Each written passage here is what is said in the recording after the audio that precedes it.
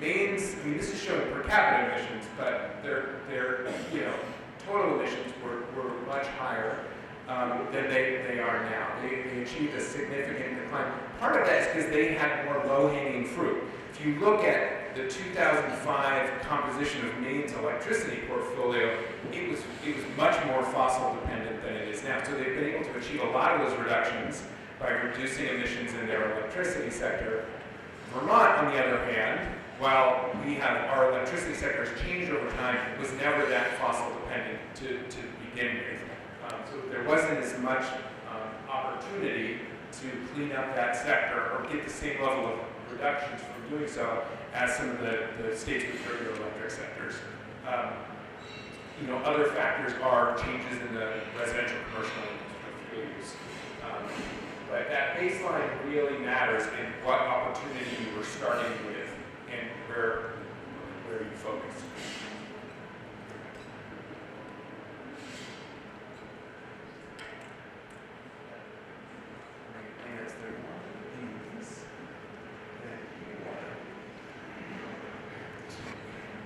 So there's a question, given Vermont's low population, is this the best metric for comparison purposes? And I'm assuming that's referring to per capita emissions. I think that we really think that both metrics are really important, so total emissions and per capita emissions for understanding different things.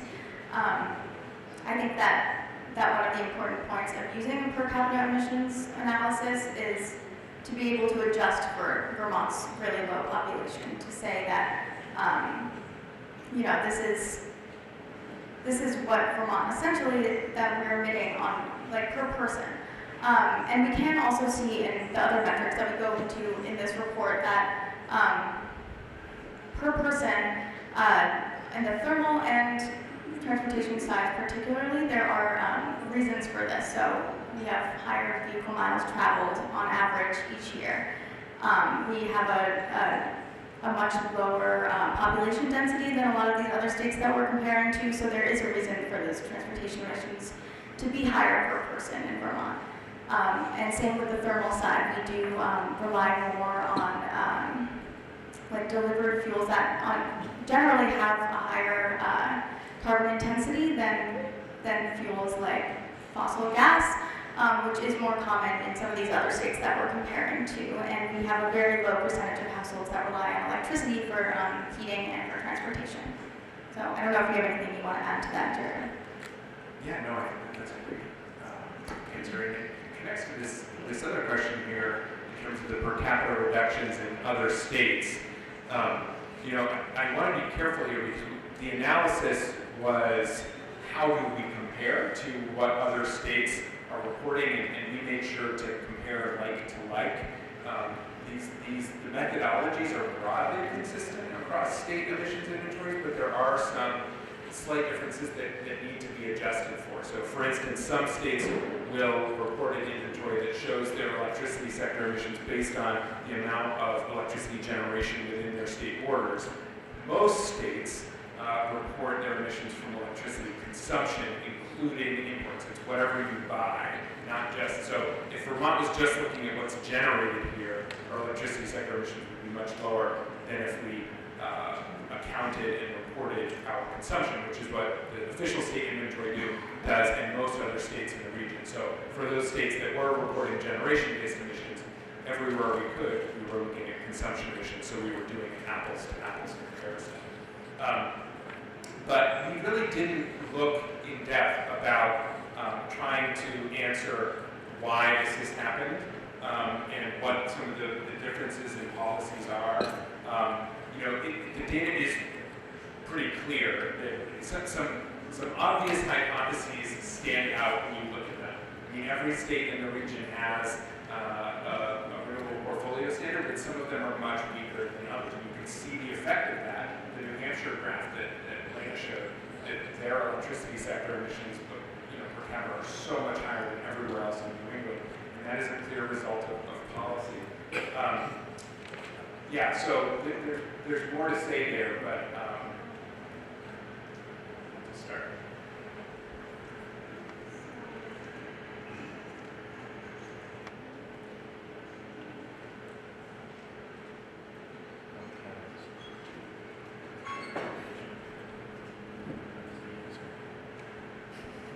Okay, so somebody asked, what does the data from EV incentives tell us about the impact of the, Oh, sorry. okay. About the impact of those incentives on the light duty sector, and are the incentives priced right for uptake? So,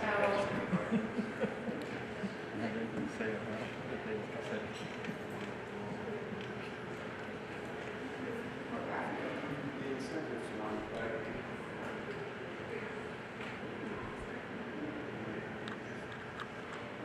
we have a graph in the report. It might not be in our slides. Yeah, we do have a graph in the report. It's on page. Do you have the report with you? Sorry. Should have brought a report up here with me. 24, thank you. It's on page 24, and it shows the breakdown of state EV incentives by income category. And they are just two kind of big income category, big buckets. So it shows the percent of rebates issued and also the percent of total funding issued. And so the enhanced incentive, which is shown in green on that graph, is the incentive that you must have a lower income to qualify for. And then the standard incentive is more middle income. So yeah, you can see that in terms of the percent of funding, that in actual dollars spent, more of those dollars are going towards lower income folks. And with the number of rebates, it actually, when we updated this graph right before, it's about the same. It's 49% to 51%. But right before we updated this, there were slightly more rebates that had gone towards the enhanced incentive for lower income Vermonters, and then that kind of flipped, but it's just 2 percentage points, so it's about the same. Yeah, I think it's really interesting to compare the Vermont data where 62% of the state incentives are going to lower and lower to moderate income Vermonters, whereas a lot of the federal incentives, I don't think we would see the same uptake because it's been based on a federal tax credit where you have to have a liability to fully claim that. That is changing. It's going to be a point of sale rebate starting January 1st. But this question of the level of the rebates and where they should be is really dynamic because it's not just one of them, it's how they relate and stack on top of the other. So what's happening at the federal level, what's happening at the state level, what's happening with the utility incentives. I think a great example of how dynamic that is was the Replace Your Ride program, which was offering $3,000 to strap an older fossil vehicle to go towards the purchase of an electric or more efficient vehicle, and that was getting very little uptake because of how much used vehicle prices increased during and after the pandemic. And so that rebate was actually increased to generate more uptake, to $5,000 this past session. So I think it's a really good question. We do need to have an eye on what each of those individual incentive levels are, how easy they are to access, who are they benefiting, and how do they stack on top of each other.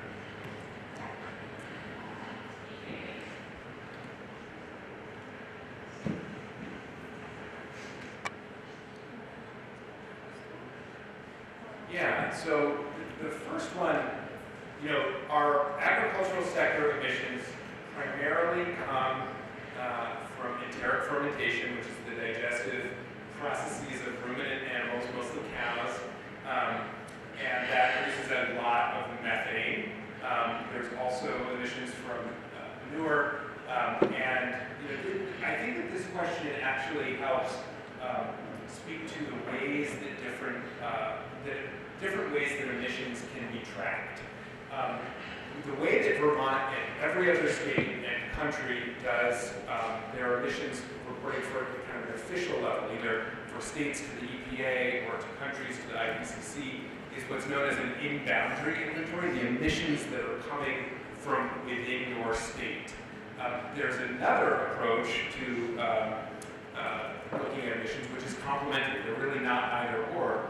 Life cycle emissions, where you basically assign the responsibility for those emissions throughout the supply chain, wherever those emissions occur, to the person who is, or to the place that they are purchased. And that's often a consumption-based inventory.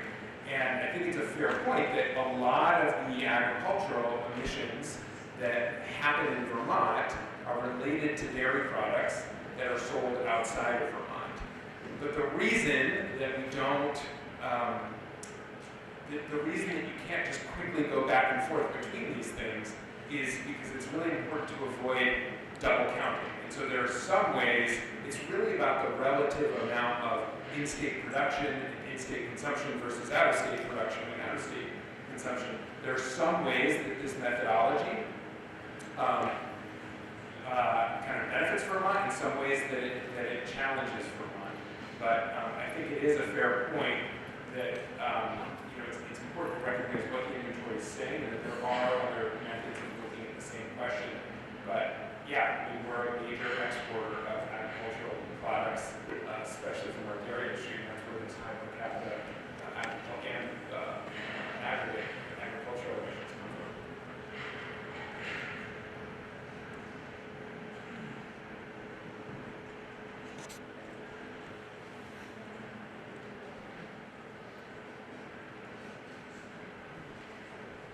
So somebody asked, what are the specific difficulties in hiring in the clean energy sector? Yes, I think that details would be really helpful. But we unfortunately didn't go into this as much in the report as we would have liked to. And I think that, that is kind of a big question, and there's not a super clear answer. I don't know if you have anything at the top of mind, Jared, but I think that Clara would probably most is speak more shaking to his this. head. So. Something for further research. We will have more conversation about that when we talk about the work of the network action teams later today, and there's definitely going to be a lot of conversation tomorrow if you want to join in that as well. Thank you, Clara. So the question about electricity and electricity spending and how can it be that such a high fraction stays in Vermont, this has been estimated for us over the years out of the Agency of Commerce and Community Development by former economic research analyst Ken Jones, who is here. And Ken is now an EAN senior fellow and has continued to do that estimation for us with EAN, and is going to be working on paper to show this a bit more. But I can speak to a couple of the assumptions behind it, and then Ken, if you want to add anything, please do. But so much of this is dependent on what the money pays for. So when you spend $1 on a gallon of gasoline, that's an imported commodity product, and most of the cost of that gallon is going to pay the fuel producer or the importer, and that's an out-of-state entity. In contrast, in Ken looked at, we talked with Burlington Electric Department, Green Mountain Power, when you look at where the energy spending goes, when you spend $1 on electricity, most of that money is going to things like line maintenance, tree trimming, customer operations. There's so much more in-state labor to keep up and deliver electricity in Vermont that's bound up in our electricity dollars. There is some money that goes to clean power purchases. Some of that is going out of state, absolutely. But even then, when we're buying electricity from New England or from Quebec, that's staying much more local regionally than the fossil fuel dollars that are going to Texas or to Saudi Arabia or any of these places in this global commodity market that extends far beyond our state and our region. But the biggest reason is that most of the cost of electricity is bound up in line maintenance, tree trimming, customer operations, and for the amount that goes to power purchases, some of that is local power purchases. Ken, do you want to say anything more about that? Yeah, just one thing, 'cause I think this is important. The difference between wholesale price and retail price is very large, very, very large, which then as we look at electrification and rate design, designing the rate so that it captures the marginal cost, which is largely that purchase of electricity, will provide greater benefits as we electrify. I know that's complicated, but I think there's something there beyond the fact that, yes, a lot of the money stays in state. There's going to be a lot of potential as we pursue electrification to use the economic advantage of that difference between wholesale prices and retail prices. Thanks, Ken.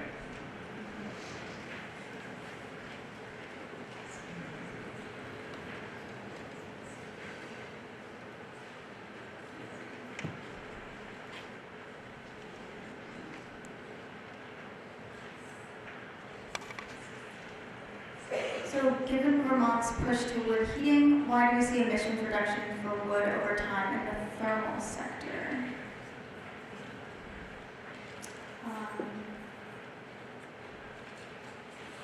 So if you're interested in looking at this graph, you can see on page 14, there is the emissions for the thermal sector graphed over time through 2000 to 2020 is what in the darker color is the historical emissions.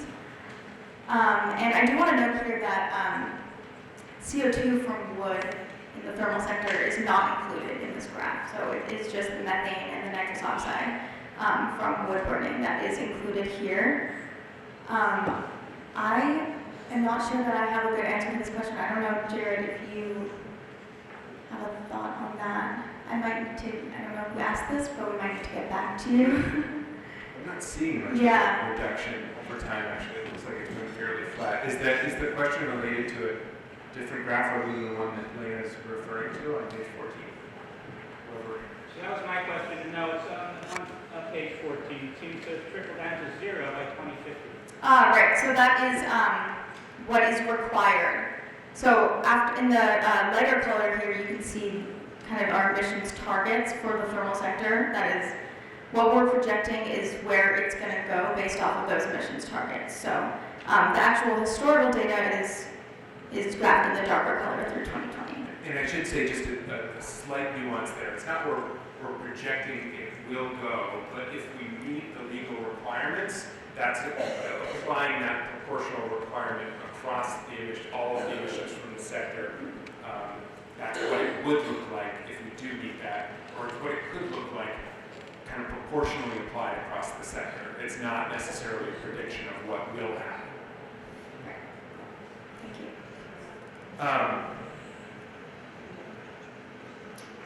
Energy poverty gap. Lower income folks use less heating and cooling.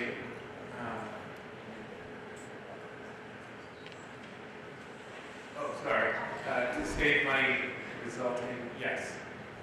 We have not measured energy poverty in Vermont in terms of how much kind of comfort is being foregone because of high prices. But we know, given the differences in energy burden, that it's likely happening. I think that's a good area for further research. And energy expenditures. So you can see that, as I mentioned before, that in the lowest income category on the left side, that average expenditures are significantly lower than on the higher income side. So we can kind of tell from that there is that gap. But yeah, we haven't looked into more of the reasons for that or the health impacts of that, but it definitely is a really important question.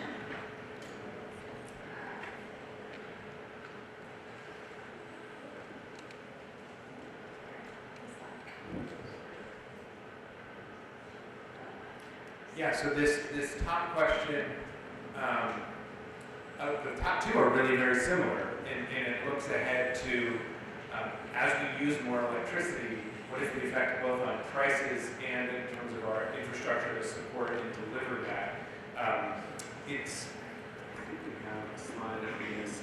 So later in the report, we use data and reporting from VELCO, which does the long-range transmission plan, to look at, there it is, to look at our historic summer and winter peaks, how much headroom currently exists, and it's interesting, it differs by the season because of the temperatures and what's then possible on the transmission distribution system at different times of year. But I would invite, if there is anybody here from Velvo who wants to speak about this, but we pulled some of the key findings from their long-range transmission plan, and I think there's partly a good news story here, that because Vermont has invested so much in energy efficiency and in distributed resources like solar PV, it has allowed those peaks to come down over time, creating more headroom that we can use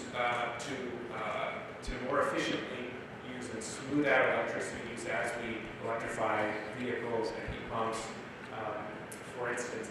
But this is a really important component of how do we avoid just kind of adding it without kind of careful load management, design, things like that. So we added for the first time this chart, which shows when you do things like flexible load management in terms of charging storage, pre-cooling, preheating, charging EVs, using residential or utility scale storage, there can be ways to really flatten out the load curve and make it so that we can do much more electrification than we could without those strategies.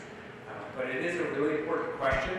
That analysis will continually have to be updated. I mean, I think that the way that I read Velco's report is it is something that we need to be planning for in the future, but in the near to medium term, there are no real concerns with this level of electrification out to 2030 and beyond. That is manageable.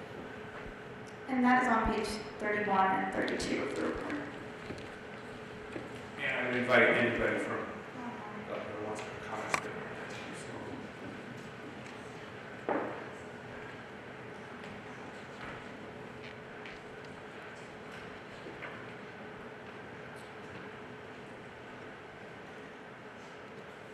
Yeah, so these two questions on cumulative emissions, you know,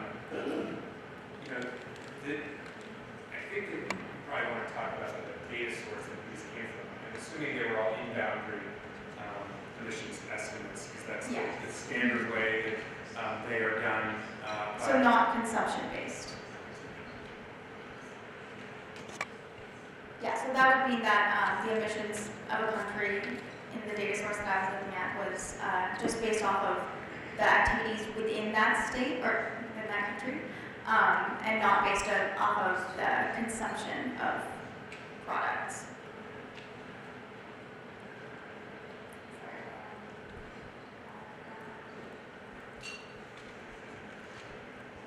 Yeah, there is life cycle analysis, consumption-based inventories, those are additional ways that we can think about and look at our responsibility. So, yeah. Okay. Question about post-rec and pre-rec electricity. So I'll just read the question really quickly. So looking at post-rec and pre-rec electricity portfolio suggests that we thus sell out of state 2/3 of the recs we generate in state. What role does Vermont play, or what role Vermont plays in ISO New England? So we have these graphs in here.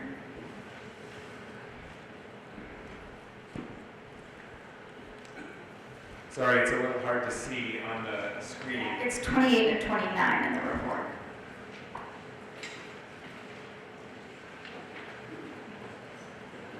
Yeah, so, yeah, it's definitely, if you look at this graph, which shows in and out of state electricity portfolio pre-rec, you see that there are a lot more renewable resources in state, and then a number of those get sold, and that the post-rec accounting does end up being smaller. It's really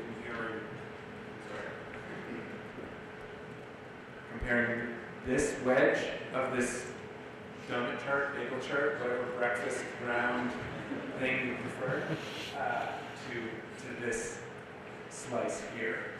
In terms of Vermont's effect on ISO New England, one of the things that I think is really important to point out is the total electricity purchases.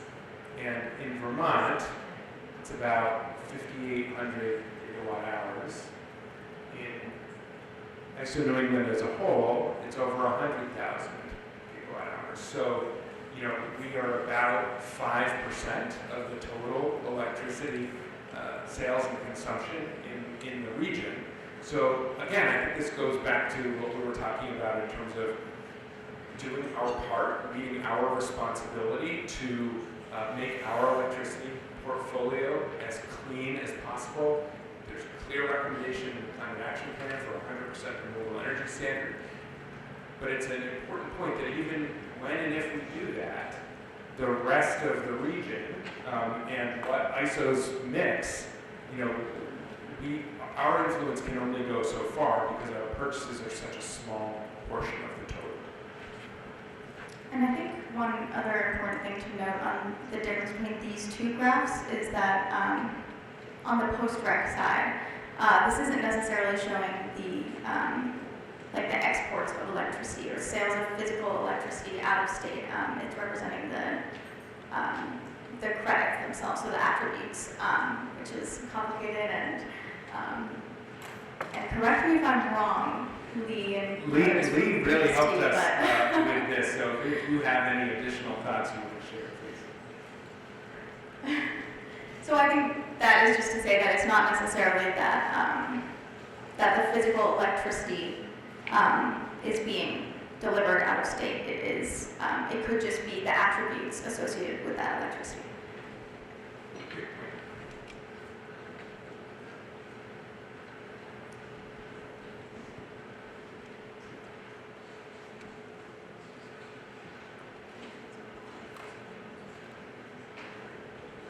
So there's a question about why not include CO2 emissions from wood burning.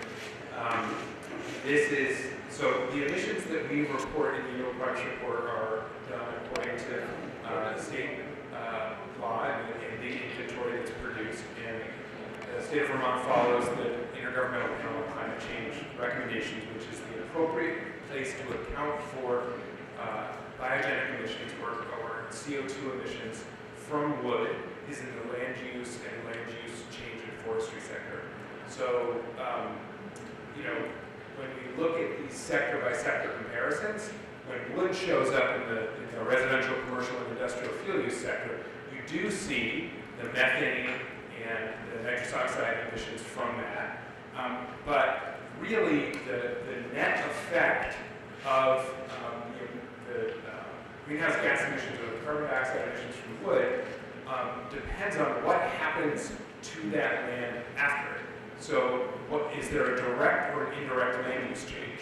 So the effect of wood burning is far more problematic from an emissions perspective and an ecosystem perspective if that land then goes through a conversion, if it's no longer forest, if it turns into something that is not then resequestering carbon. If there is a land use change, then that would be captured in the land use and land use change portion of state inventory, of international inventory. You know, we have a whole page that really gets into this. I think oftentimes this debate is oversimplified. And you look at the scientific literature, you look at the way the IPCC suggests accounting for this, and it really does go back to this question of the emissions from wood really depend on what happens to that land in terms of land use change or not.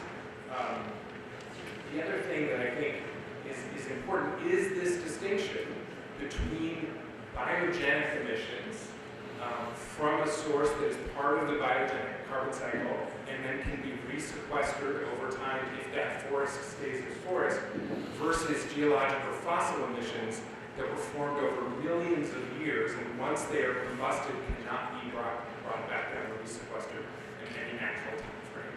So I think that there is an important nuance there that is reflected in the IPCC guidance, in the state's inventory guidance. I don't know if anybody from the state wants to speak more about that under pressure, but you know, I would just say that this is an area we are constantly looking at. You know, what is coming out of IPCC, EPA, the scientific literature. This is a contested, evolving area of the science. You will hear many scientists who say there's a very important distinction between biogenic and fossil emissions, and they should not be treated the same. And we'll hear others who say carbon is carbon no matter what, and that wood burning is as dirty as coal. The only thing I would say about that is that the only way that you can make that claim from an emissions economic standpoint is if that land is no longer forest. And that's often not what is happening in Vermont's landscape.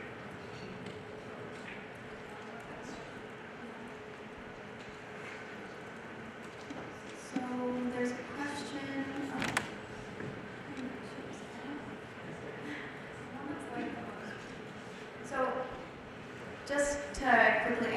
this question on the top has some upvotes. So somebody asked, how do projections take population growth into account, particularly with the impacts of climate migration and projections for higher than historical population growth? And just to briefly address this question, I don't think that we have, I don't know if you know about this, about whether it does take population growth into account, but these projections are coming from the Agency of Natural Resources, so I'm not actually sure about the answer to that. Yeah, so the projections show what our statewide emissions have to be for legal compliance regardless of population. So if we see population growth, then we'll have to get more reductions per person than would otherwise be the case. And there was population growth included in like the pathways analysis that was produced for the Climate Council that you can find online, the Pathways 2.0 report. But yeah, it's an important point that these legal obligations and commitments around doing our part around emissions reduction are statewide targets that have to be met regardless of what our population is in those future years.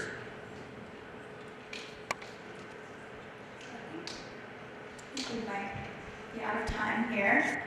So, yeah, definitely let us know. Reach out to us if you have any additional questions. I will be holding on to these questions because I am very interested. Yeah, And if thank you you so think we much. made any mistakes, please let us know. Yes, please. There's a lot to cover here, and I'm always really want your feedback, so thanks.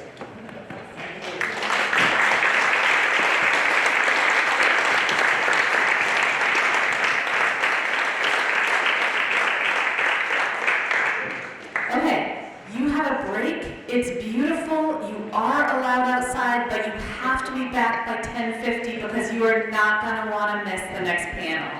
So you have 20 minutes. Enjoy your girls.